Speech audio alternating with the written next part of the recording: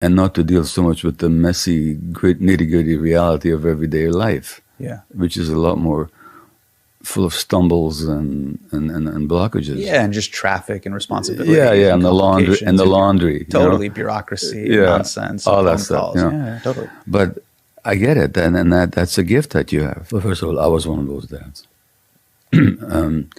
My son Daniel, with whom I wrote The Myth of Normal, he actually writes in the book that growing up with me in that family, it was like when the floor wasn't the floor. You never knew when the safety and the security would disappear and the floor would just open up because there would be these emotional explosions, you know.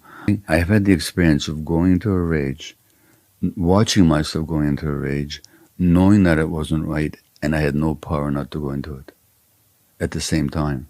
Now, I'm not making excuses. It's my responsibility. Yeah. And I know the harmful impact on the people around me. But here's what happens. There is a part of the brain, the prefrontal cortex, the gray matter, right here in the front. Uh-huh. And then there's another part here called the orbital frontal cortex, which is next to the eye socket. It's like right here. When people go somebody's loco, that's what that's what they're pointing at. Oh, they're pointing to the upper right. Yeah. The job of this part here, amongst others, is what's called response flexibility.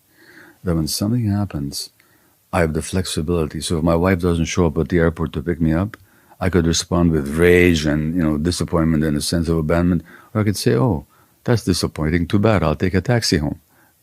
That's called a response flexibility.